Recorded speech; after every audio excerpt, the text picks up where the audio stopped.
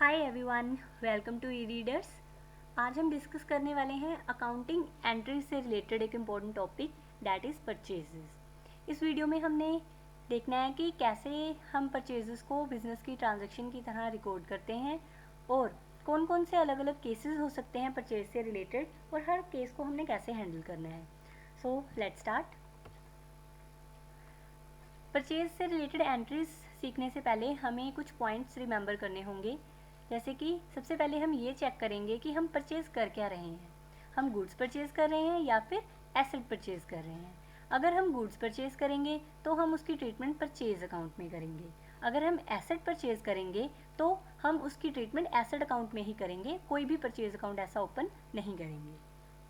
तो ये ज़रूरी है चेक करना, क्योंकि अगर एसेट परचेज़ किया है और उसकी ट्रांजैक्शन की हम ट्रीटमेंट परचेज़ में कर देंगे तो वो गड़बड़ हो जाएगी और हमारे अकाउंट प्रॉपर नहीं बनेंगे।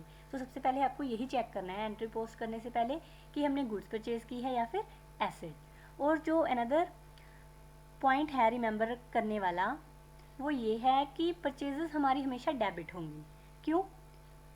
क्योंकि परचेज़ हमारा एक्सपेंस है, बिजनेस का एक खर्चा है परचेज़, और हमने रूल्स में किया था debit all expenses and losses in case of nominal account, कि जितने भी हमारे खर्चे होंगे, जितने भी बिजनेस के एक्सपेंसेस होंगे वो हम डेबिट कर देंगे। तो परचेज़ हमारा एक खर्चा है, एक्सपेंस है, इसलिए हम उसको डेबिट करने वाले हैं। लेकिन accept in the case of drawing, drawing का केस अलग है, उसकी ट्रीटमेंट भी अलग होगी। वो हम जब नेक्स्ट वीडियो में ड्राइंग वाला अलग से कभी टॉपिक कवर करेंगे तो उसमें सीखेंगे। वैसे ड्राइंग होती क्या है? जब हम बिज़नेस से पर्सनल यूज़ के लिए कुछ गुड्स विड्रॉ कर रहे हैं, निकलवा रहे हैं, या फिर कोई एसेट निकलवा रहे हैं, तो उसको हम ड्राइंग कंसिडर करते हैं। वैसे इससे रिलेटेड बेसिक टर्म्स वाली वीडियो में मैंने ये सारे पॉइंट्स डिस्कस किए हैं कि किस टर्म को हम क्या कंसिडर करते हैं या उसका क्या मीनिंग है, तो आप वो वाली वीडियो वहाँ पे चेक कर सकते हो। नेक्स्ट हम देखेंगे कि हमने परचेज़ कैश बेसिस पे की है या फिर क्रेडिट बेसिस पे। अगर तो कैश बेसिस पे ट्रांजैक्शन हो रही है, यानी कि हमने कोई चीज़ खरीदी है और इमीडिएटली हमने उसकी payment in the form of cash कर दी है, तो इस केस में परचेज़ हमारा एक्सपेंस होगा, वो हो जाएगा डेबिट, और बिजनेस से कैश बाहर जाएगा तो क्रेडिट वर्ड गोज आउट, तो कैश हमारा यहाँ पर क्रेडिट हो जाएगा। एंट्री हो जाएगी purchase account debit to cash account in the case of cash basis of purchase. लेकिन अगर हम कोई ट्रांजैक्शन में एंटर हुए हैं, कुछ खरीदा है लेकिन उसकी पेमेंट इमीडिएटली हमने नहीं की, उसको फ्यूचर डेट्स पे पोस्टपोन कर दिया, तो वो हमारी क्रेडिट ट्रांजैक्शन होगी, यानी कि हमने क्रेडिट पे परचेज़ किया है और उस केस में बिजनेस से कैश तो बाहर गया ही नहीं, इसलिए हम यहाँ पर कैश को क्रेडिट नहीं करेंगे, बट हमारी लाइबिलिटी क्रिएट हो गई है, यानी कि लाइबिलिटी हमारी इंक्रीज हो गई है एग्जिस्टिंग से, तो लाइबिलिटी हमेशा क्रेडिट होगी। एसेट टू लाइबिलिटी वाली ट्रिक मैंने आपको बताई थी इंक्रीज के केस में, तो यहाँ पर हमारी लाइबिलिटी बन रही है तो हम उस पर्टिकुलर लाइबिलिटी को क्रेडिट कर देंगे। तो लाइबिलिटी क्रेडिटर्स के फॉर्म में होगी, क्योंकि हमें क्रेडिटर्स या फिर सप्लायर को इन फ्यूचर पेमेंट करनी है, तो हमारी एंट्री क्या बन जाएगी? Purchase account debit to creditors या फिर सप्लायर्स अकाउंट। तो ये आपको डिफ्रेंसिएशन आना चाहिए, तभी एंट्रीज अच्छे से पोस्ट हो पाएंगी। तो कुछ एग्जांपल्स देखते हैं, या डिफरेंट केसेस आप इनको बोल सकते हो कि परचेज के कौन कौन से केसेस हो सकते हैं। First one is purchase goods for ₹1000 in cash. हमें बताया कि गुड्स परचेज की है, यानी कि परचेज अकाउंट ओपन होगा, और कैश बेसिस पे परचेज की है, यानी कि कैश बिजनेस से बाहर जाएगा, तो एंट्री क्या हो जाएगी? Purchase account debit to cash account. Purchase हमारा एक्सपेंस और कैश हमारा going out from the business, तो 1000 डेबिट के कॉलम में और 1000 ही क्रेडिट कॉलम में हम डाल देंगे और नरेशन दे देंगे being goods purchased. Second case क्या है? Goods purchase furniture in cash for ₹1000। अब हमें बता दिया है कि हमने फर्नीचर परचेज किया है, गुड्स परचेज नहीं की है, तो एसेट परचेज हुआ है, एसेट अकाउंट हमारा डेबिट हो जाएगा क्योंकि हमारे एसेट्स बढ़ने वाले हैं, एसेट इंक्रीज होंगे तो डेबिट। हमारी ट्रिक थी asset account debit to liability, तो एसेट यहाँ पर इंक्रीज के केस में डेबिट हो जाएगा, तो फर्नीचर अकाउंट हमने यहाँ पे डेबिट कर दिया with 1000। On other hand we are going to pay in cash, तो कैश बिजनेस से बाहर जा रहा है, इसलिए कैश क्रेडिट हो जाएगा विद 1000। तो एंट्री हो गई furniture account debit to cash account, और नरेशन दे देंगे बीइंग एसेट परचेज, कि हमने एसेट परचेज किया है, कोई गुड्स परचेज नहीं हुई है। नेक्स्ट केस है हमारा purchase goods worth ₹1500 in cash. हमने गुड्स परचेज की है, यानी कि परचेज अकाउंट ओपन होगा, परचेज अकाउंट डेबिट हो गया इन कैश, तो कैश बिजनेस से बाहर जा रहा है तो कैश हम क्रेडिट कर देंगे। एंट्री होगी purchase account debit to cash account, 1500 debit में और 1500 हमारे क्रेडिट कॉलम में आ जाएंगे। और नरेशन दे देंगे being goods purchase for cash. लेकिन अगर हमें यहाँ पे मेंशन ना करते कि इन कैश है तो हमारी एंट्री क्या होती, जैसे कि case number 4, purchase goods for ₹1500। अब हमें नहीं पता कि किस बेस पे परचेज की है, हो सकता है कैश बेसिस पे हो या फिर हो सकता है क्रेडिट बेसिस पे हो।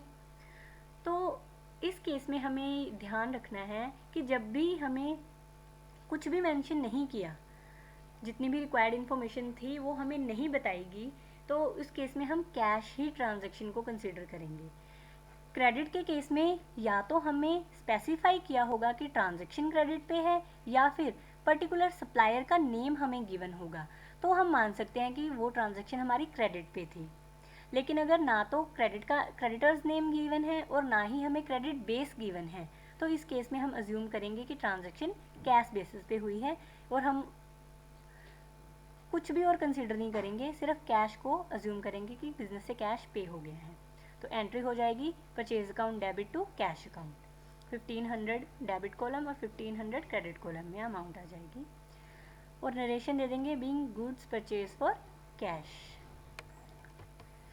Next is purchase goods worth ₹1500 on credit. Goods purchase की है क्रेडिट बेसिस पे, तो परचेज गुड्स हुई है तो परचेज अकाउंट आ जाएगा डेबिट में।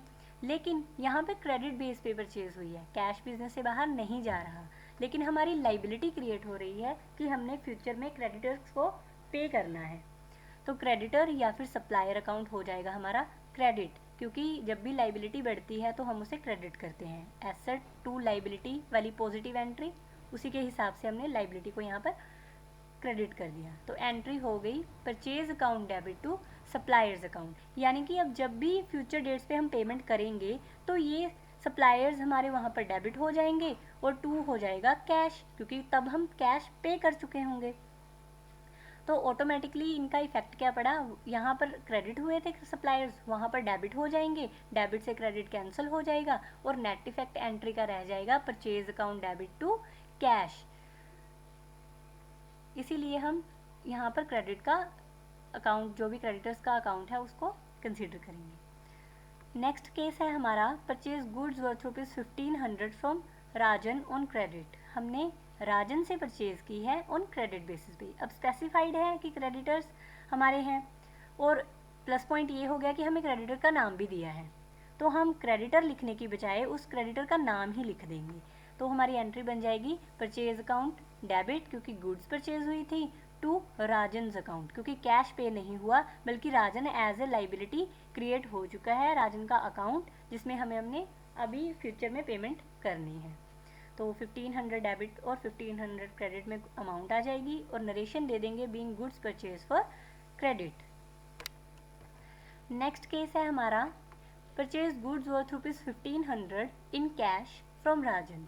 हमने राजन से परचेज की है, लेकिन अच्छी बात यह है कि हमें बता दिया कि कैश में है, तो अब चाहे राजन हो या कोई भी हो हमें उससे कोई मतलब नहीं है, क्योंकि हमारी ट्रांजैक्शन ख़त्म हो चुकी है। हमने परचेज़ की थी, परचेज़ अकाउंट डेबिट हो जाएगा, बिजनेस से कैश बाहर गया है, कैश अकाउंट यहाँ पर क्रेडिट हो जाएगा, क्योंकि एसेट हमारा डिक्रीज़ हो गया, कैश हमारा कम हो गया, तो कैश को हम यहाँ पर क्रेडिट कर देंगे।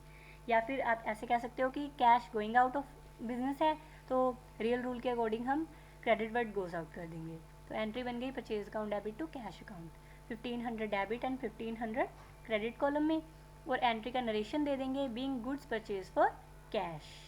हमारा नेक्स्ट केस है purchase goods for ₹1500 from Rajan. अब हमें ये नहीं लिखा कि कैश पे परचेज की है या फिर क्रेडिट पे, लेकिन हमें इतना बताया है कि हमने राजन से परचेज की है, तो हो सकता है कैश पे भी हो या फिर हो सकता है क्रेडिट पे भी हो।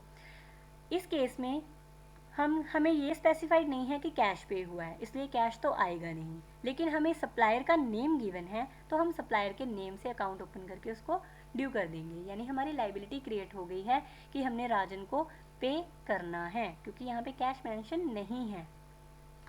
तो हमारी एंट्री बन जाएगी purchase account debit to Rajan's account. Purchase हमारा एक्सपेंस है और राजन हमारा एज ए लाइबिलिटी या एज ए क्रेडिटर आप कह सकते हो, लाइबिलिटी हमारी ड्यू हो चुकी है, तो जिसको हम नियर फ्यूचर में पे करेंगे।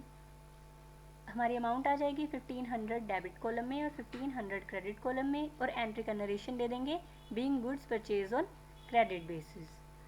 So that was all about purchases. हमने डिफरेंट परचेज से रिलेटेड केस किए और ट्रीटमेंट देखी कि कैसे हर केस में हम अलग ट्रीटमेंट करते हैं। कैश के केस में अलग होगी और क्रेडिटर के केस में या क्रेडिट बेसिस के केस में हम अलग ट्रीटमेंट करते हैं।